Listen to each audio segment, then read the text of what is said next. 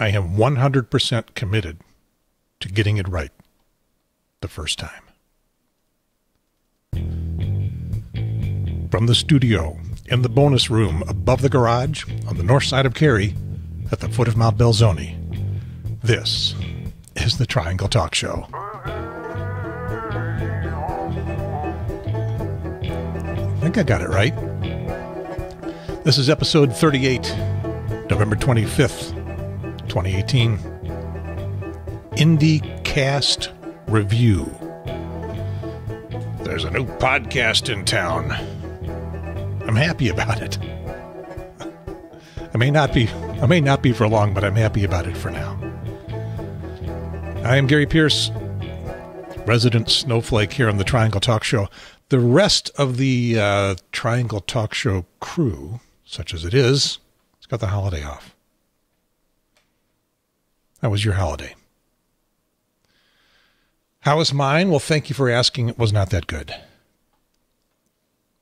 Do I want to even mention it? I mean, people ask. I was at the at an urgent care yesterday. Was it just yesterday? Seems more distant than that. My ears have been plugged up. A few months ago, I had a problem when we landed from one of the vacations that we took, a flying vacation. Anybody who's flown, your ears are kind of plugged up, and you pop them. If you know how, you hold your nose and you can get them to pop. Oh, good. Congestion. And that wasn't working. They wouldn't pop. Especially, I think my right ear was the problem. So I went to the doctor. I said, "Doctor, don't sing." Went to the doctor, and they looked inside and said, it's all plugged up with wax. You have waxy buildup. So I had an interesting little, pretty low-tech device, basically a squeeze bottle, water, a little catch basin I held under my ear, and it hurt. And banging against my eardrum. It wasn't like the worst earache I've ever had.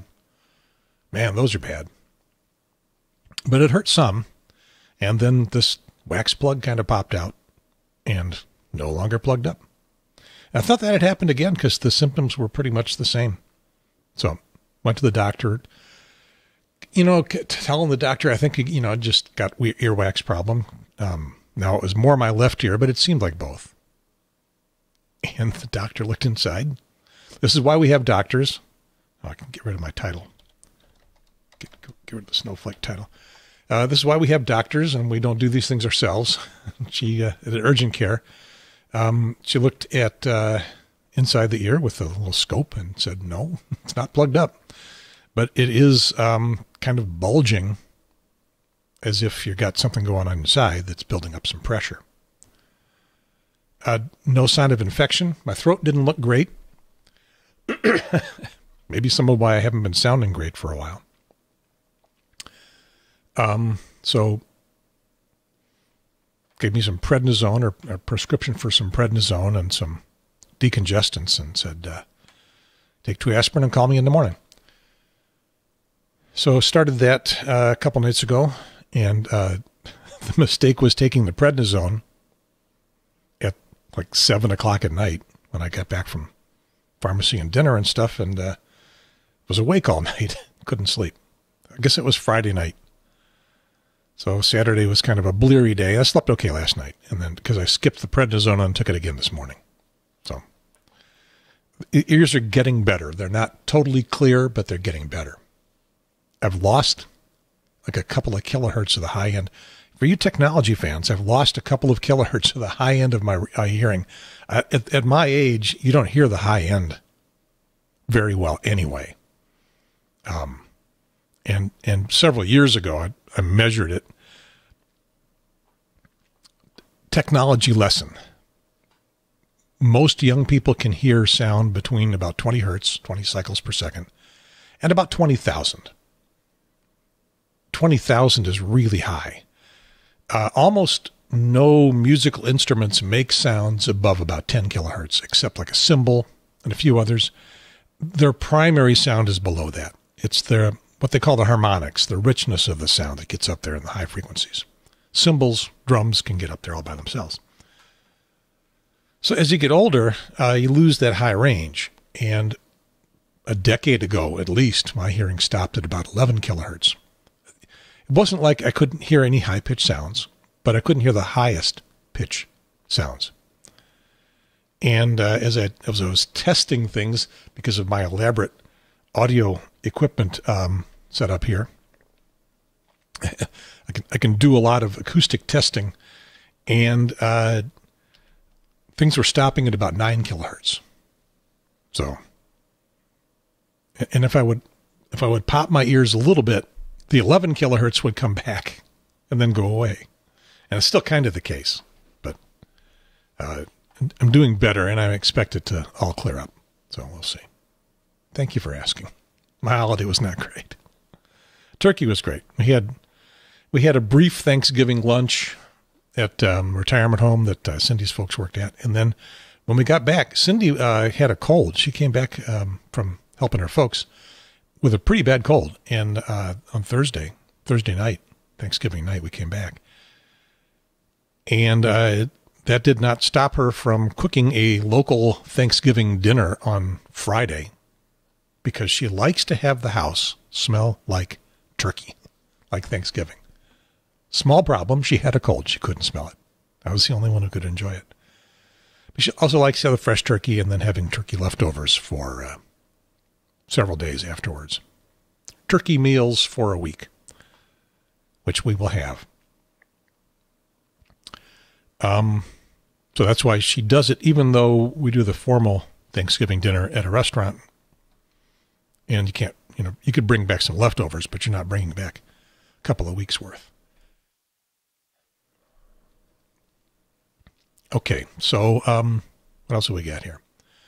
Before we get to the IndyCast review, a little review of the BBC takedown. If you've been following carefully the trials and travails of the Triangle Talk Show on YouTube, on our YouTube channel. When last we heard from the YouTube channel, the BBC had taken down episode 37. Now, we had to warm up, and I didn't explain this very well. We had to warm up for 37. Me and Dexter and Bobby chatting a little bit, getting ready to put on the episode. I'm doing these warm-ups on the show to gather the thousands of people that will get the notification on YouTube that a show is coming up. And so they can warm up their YouTube machine and watch the program live with a little bit of notice. Those who can. Again, it limits the audience to like tens of thousands, because the usual millions that tune in just not going to be available for watching in real time live, but they'll catch it. They'll catch it on the playback. They'll catch it on the audio. So the warm up for 37 was there, and then we did 37,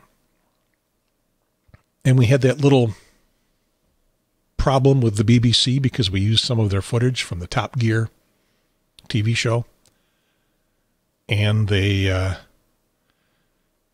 sent a takedown.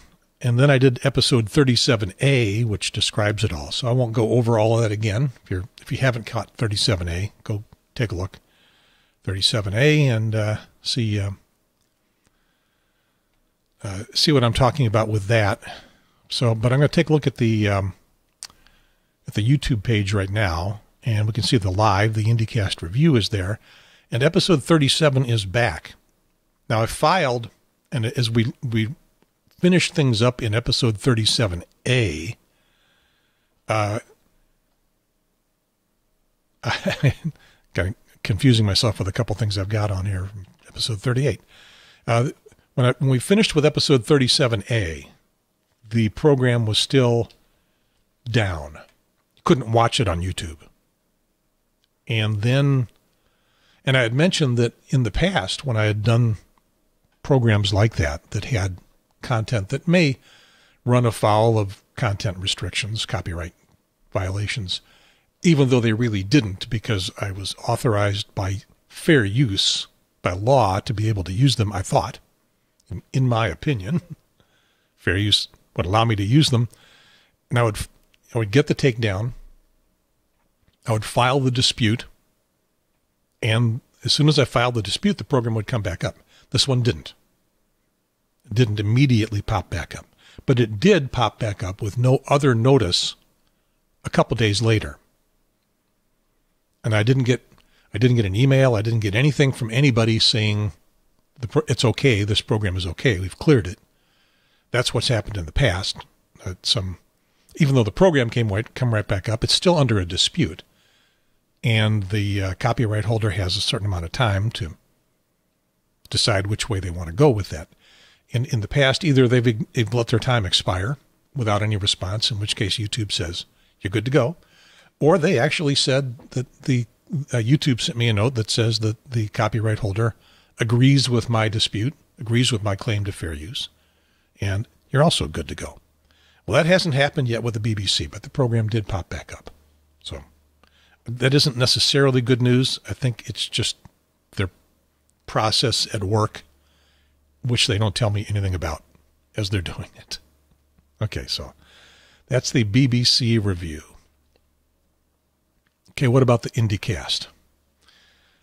So, Indy Week, right?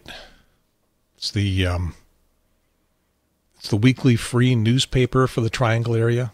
It used to be called the Independent. I've talked about them on the show in the past. And at that point, I wasn't sure whether they still actually published a print edition or not. I've been seeing them on the web. When I first moved to town back in 1990, they were just a newspaper. There wasn't a web. Wasn't a web to speak of. They're just a newspaper called The Independent. And then I'd kind of lost track, didn't look at them very much over a few years, and then discovered they popped back up as Indy Week on the web. Oh, I can make Mike's Skype go away. There's nobody who's going to call me here.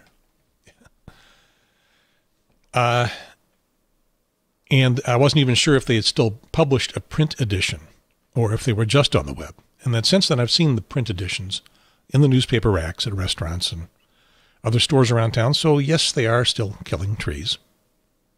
Probably killing recycled trees.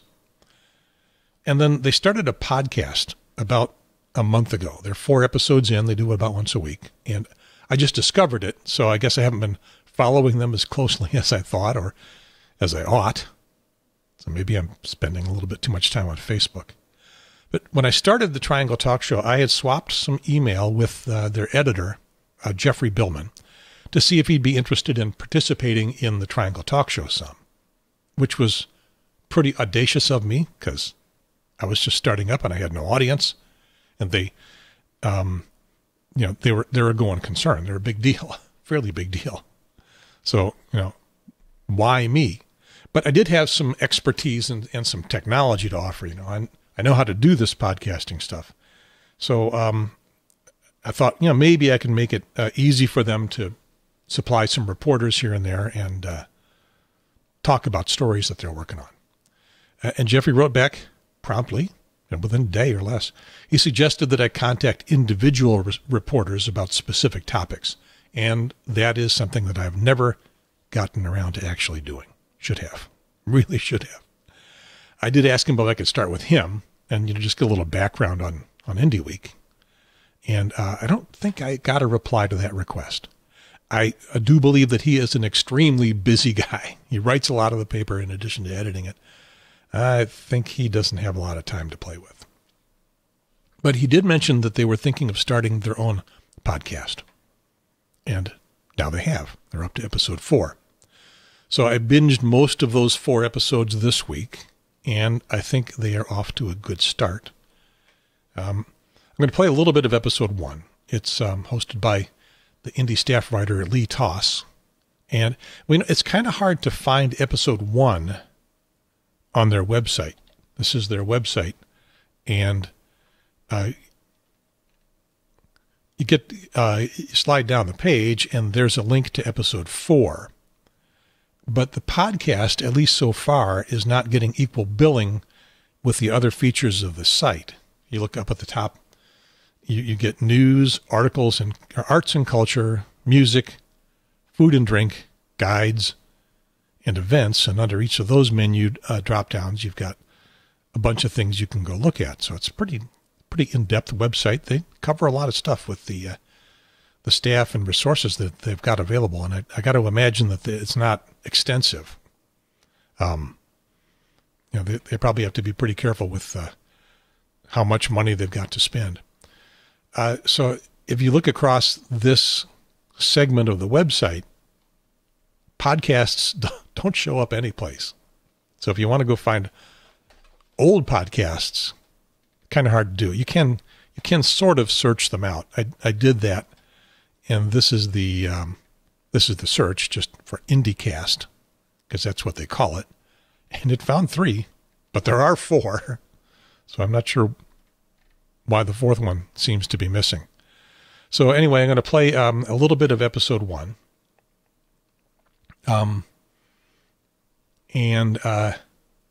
was going to mention maybe they don't want historical research on obvious archiving of the podcast. Maybe they don't. The subjects on the shows are current, they're topical, so they might not be catering to my historical interest in an archive. But I'm guessing that's just something they haven't gotten around to yet, and there'll be sort of an archive at some point. All right, let me see if I can get to a little bit of episode 1 and see if I can make it play. Haven't picked up your copy of Indie Week yet? Or maybe you have and want to hear more about the stories inside the stories.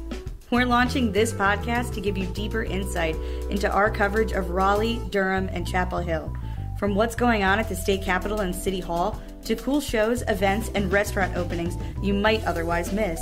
This week, Editor-in-Chief Jeffrey Billman and staff writer Sarah Willits will discuss last week's announcement that North Carolina Hog Farms will be covering its waste lagoons, and share our thoughts on the upcoming election. State Rep Marcia Morey will be joining us to talk about Marcy's Law, a victims' rights amendment some say could have potentially harmful consequences to the justice system and the rights of defendants. Finally, music editor Allison Hussey will fill you in on upcoming concerts you won't want to miss. So stay tuned and listen up. This is staff writer Lee Taus, and you're listening to IndyCast.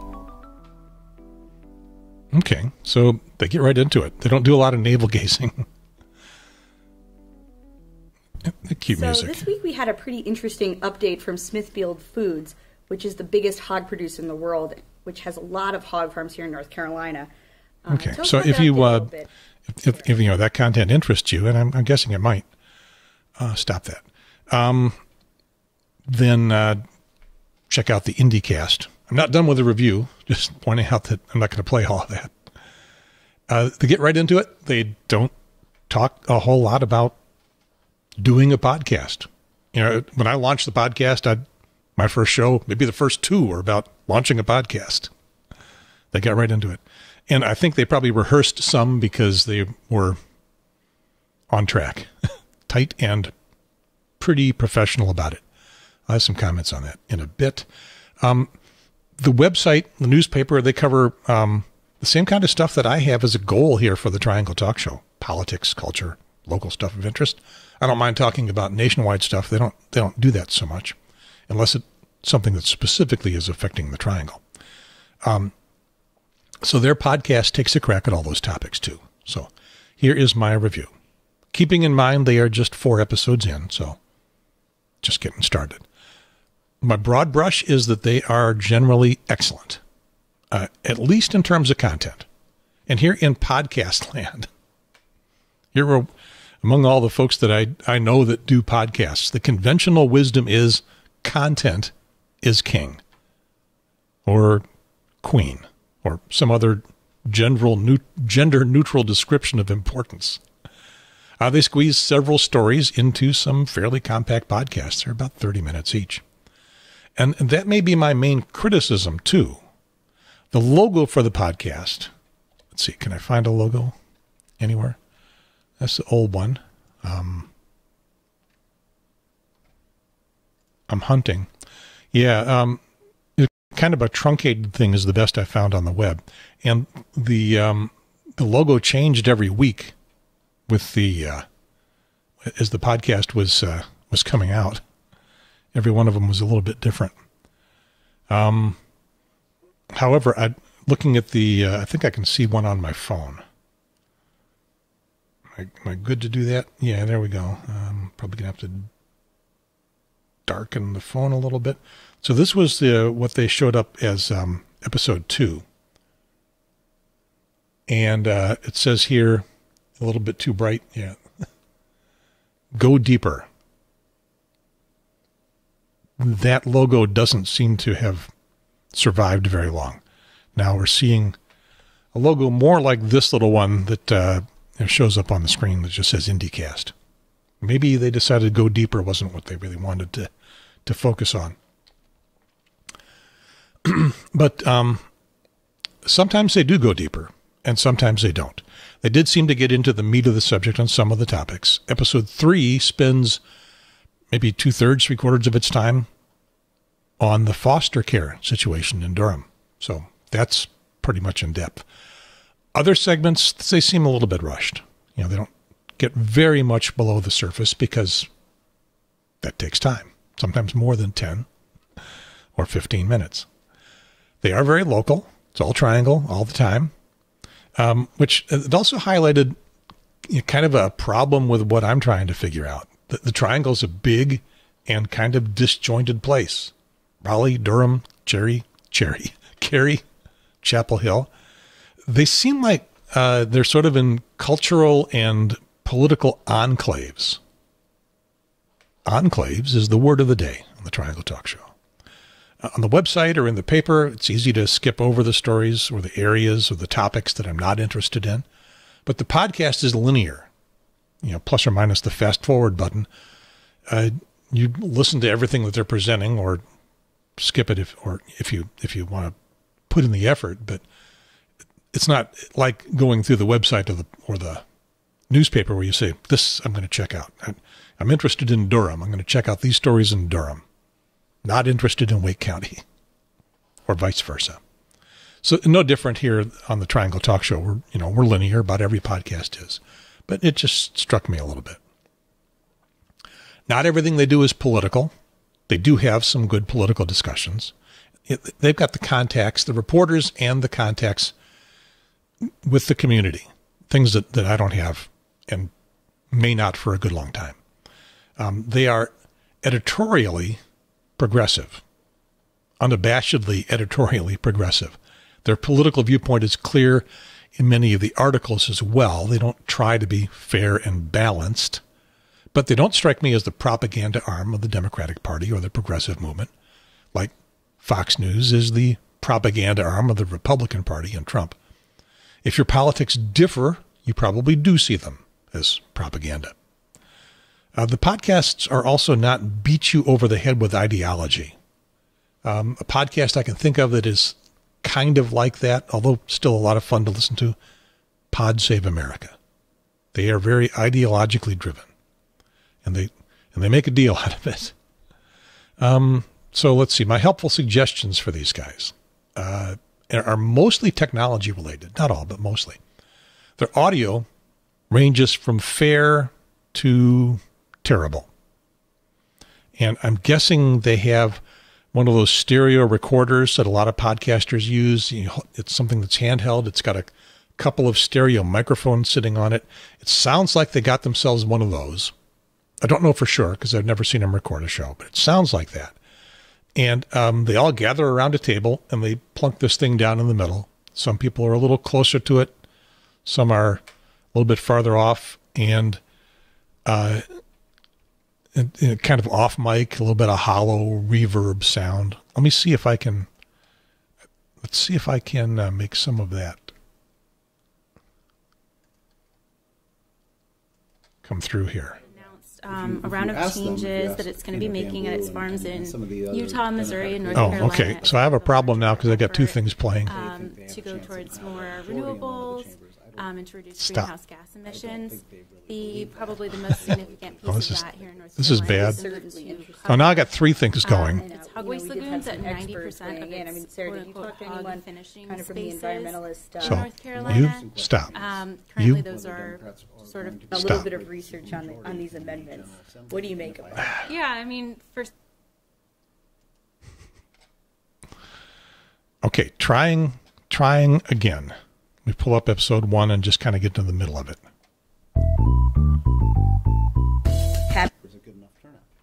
We are moving forward, though, with this election with these unconstitutionally gerrymandered maps. I guess the question is, how much progress can Democrats really make under these conditions? So, I mean, one of the things about gerrymandering that's interesting is you don't gerrymander a district by... So I really should have pulled up something that is more representative of what I'm talking about, because this is not bad. Where they're expected to win by 50. I mean, the guy is off mic. That's what you don't want. You want the other guys to have the districts where they're going to win fewer seats by more points. I noticed that it is also presented in stereo, which is something that I kind of like. When I do a show, I will typically have everybody panned to a little bit different part of the stereo channel, and it gives you some depth, some feeling of presence of where people are, rather than everybody being mono right down the middle. Typically, if you're listening on headphones or maybe listening in a car, if you're listening on your phone, speaker on your phone, well, that may only be mono anyway. Mine is stereo, but things are so close together that you don't get much stereo out of it. So I like the stereo idea. There may be a little too stereo because of the way, if they're using that recorder thing I'm thinking of, the way that works. In District 2, if one of those folks go down, I would expect it to be a pretty big night for North Carolina Democrats. Wow. And what about the Durham races, Sarah? I mean, what are you kind of looking at ahead of this election? I'm keeping an eye on the judicial races in Durham. It's been a very different kind of campaign. Yeah, so that's not the best example of what I'm talking about, but it's okay. I think they could, if they want to, they don't have to spend a lot of money. The microphones that I use, this microphone that I'm talking into, is a $350 microphone, but I've discovered some that cost about $65 that sound about as good as this one does, and maybe as good as this one does. And I've used them on some shows. I'd recommend getting mics in front of people that they can talk to about this distance away. There's some other fairly professional podcasts that have the same problem. The News and Observer's Domecast has similar issues, and I think they put microphones in front of people.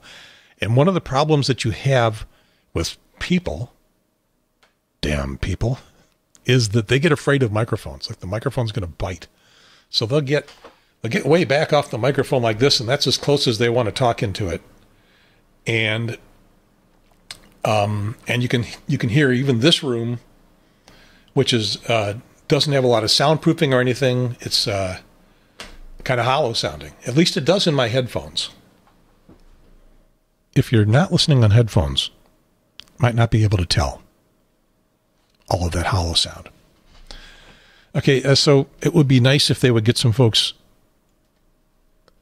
a little bit closer to the microphone. Okay, so let's see. Episode 3. No, episode 4 is the one I want, and have I lost it? No, I guess I haven't. Okay, good. I haven't lost it.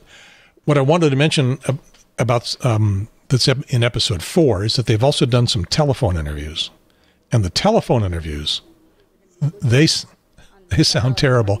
Okay, I gotta find the one that's still playing and make it stop. Make it. Oh, there we go. Make it stop, and we'll go to episode 4. This will have a telephone interview, and here, their technology needs a lot of work. Especially those are the malls that are... They're talking about the Northgate Mall in Durham, which is in bankruptcy. Wealthier people, and a lot of them are being repurposed into a whole bunch of different things. Tell us a little bit about that, and whether or not you think that's something that the future holds for Northgate. Yeah, definitely. Well, so one of the things that most surprised me and that you talked about in your question is that, I think a lot of people, we see malls dying, we're saying this is clearly Amazon. But in fact, online retail only accounts for a fraction of the reasons why malls are closing. The main reason they're closing is because people's disposable incomes are going down. And so what this means is that malls that cater, like you said, to sort of high-end taste are doing really well, while ones that cater towards, people who don't have as much disposable income are the ones that are really struggling. And those folks are more likely to go shop at a Walmart. Okay, so what that sounds like to me is that they took their handheld recorder that I'm going to do what Rachel Maddow does a lot. She'll postulate something. She'll speculate about something early in the discussion of whatever that subject is. And then for the rest of that segment, she will talk about it as if her speculation is pretty much true. I've noticed that. Not happy about the way she does that. So I have speculated that they're using this handheld recorder thing, and it's got two microphones up on the top. And what I'm speculating is that now they got that set next to a speakerphone. I don't know if that's what's going on, but it sounds like what's going on. I would bet a dime. So those are the technical issues. They will likely improve those over time. If the podcast proves worthy, if it's getting enough listeners, if it's helping them do what they want to do as a website and a newspaper. They're not putting any advertising in it right now. Maybe they'll put a little bit more money into it, a little bit more expertise. Actually, when I was corresponding with Jeffrey Billman, I said, I know how to do this stuff. If you want some help, let me know. I didn't promise it would be free, but I also didn't say I would charge them money. It's like, ask me. And they didn't. I could help them. I'll do it for free, at least initially. If they need any long-term help, then cost a little bit of money. I know they don't have much. So these things might improve over time. The other note that I've got, though, is that the programs don't have a lot of personality to them. They're pretty journalistic. And we're not getting to know the reporters, the writers, the people that are on the shows. We're not getting to know them very much as people yet. They seem to have sort of the NPR. Lots of podcasts are attempt that level of professionalism, professional reportage, detachment from the subject and maybe even the audience. So they are kind of like that, but not always. They did one segment on fashion. And by the way, Indy Week looks at fashion more like what we do wear as opposed to what we should wear. I thought that was a cute comment from their fashion editor. And in that segment, we got to know the people a little better. They revealed some personal stuff about them, their wardrobe habits and progression. We're not going to talk about mine. I have none. I am wearing a polo shirt now for the audio audience over sweatpants. And that's the way I went out to lunch today. Because at age 69, you can get away with that. I'm just saying. I don't have to be a fashion plate, but I never was. I didn't know where to shop. I didn't feel comfortable shopping it. I guess I must have dressed myself for most of my life until I met Cindy, and now she has me wear polo shirts and khakis the way everybody at her office does. Well, not everybody, because some of their folks come in flip-flops and torn T-shirts. The folks that are not customer-facing. So, anyway, that's the way she had me dressed to go to work, and most of the time. If I was doing something out in the field or whatever, jeans, T-shirts. Now my wardrobe has devolved into T-shirts, sweatshirts, and sweatpants if I can get away with it, and most of the time I can. All right, so personality is what distinguishes a show like Indy Week from one like Triangle Talk Show. Their hosts won't just sit here. Well, they don't talk into a camera. It's an audio show. Their hosts don't just cozy up to the microphone and talk to you. It's not what their show is all about, at least so far. And we are all personality. We don't have a lot of reporting depth. They do.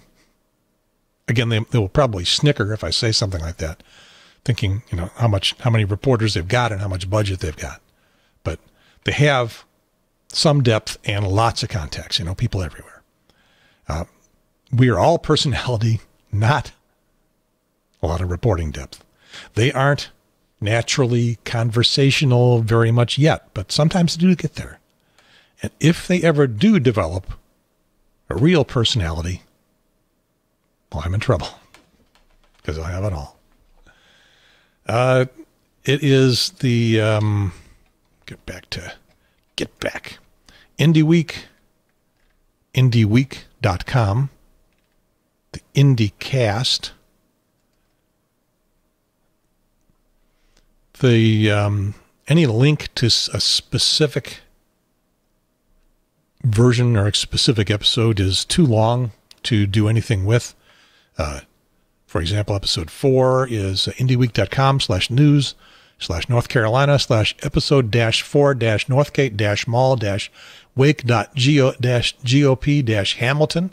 And by the way, if you have been hearing about Hamilton in the general media since it's become a sensation, been a sensation now for a good long time, everyone is, Hamilton, yeah, whoa, wow, it'd knock your socks off. Their reviewer finds some chinks in the armor. It's in episode 4 and on their web. So head to the webcast if you've got a podcast app, an iTunes-based type podcast app. If I say that, that doesn't make sense to some people because if you're on Android, you're going to say, well, it's iTunes-based. I don't have iTunes. iTunes is a aggregator of podcasts, and almost all podcast apps that go searching for podcasts for you go through iTunes. Some go through Google, but most of them go through iTunes. So, when I put this podcast together, I registered it with iTunes. It shows up everywhere, except Spotify and Pandora and those specific places. I haven't gone to try to get this thing propagated yet. But if you got a podcast app on your phone, if you've got iTunes, you're all set. If you've got a podcast app, you'll find it. Search for IndyCast. Let me double check just exactly how that shows up. IndyCast. IndyCast. They go to some pains to point out that you will also find a webcast that's been around for a lot longer about Indiana Jones, those movies, with the same name, IndyCast. They might have a dash in theirs. So know the difference, but you won't be too confused. You'll find the one that you're looking for. So good going, guys. I would still love to get some Indy reporters on talking to me on the show about stuff. Now that they've got their own podcast, maybe they'll be a little less incented, if they ever were incented, because I never really asked for them. But we'll see. I'll keep giving it. There are things I would like to do. This is not full time. I do what I can. Plus, I'm a little bit scared to reach out to the big people. I think I can hold my own in an interview. It's just, who are you, boy? Get away from me, boy. You bother me. Am I asking me to be on your podcast? Now you know that I'm catering to an old audience, doing a W.C. Fields impersonation. Everybody can do that. It's not that hard. I'll close the show as W.C. Fields. Should I? You want to try that? Try that, my boy? Okay, give it a try. Where were we? It's the IndyCast Review, episode 38. It says the bull session, but it was a solo bull session. Episode 25, 2018, IndyCast Review. I'm your snowflake, Gary Pierce. I'm losing the impression too. Oh well, time to go away. Hope you had a better holiday than me.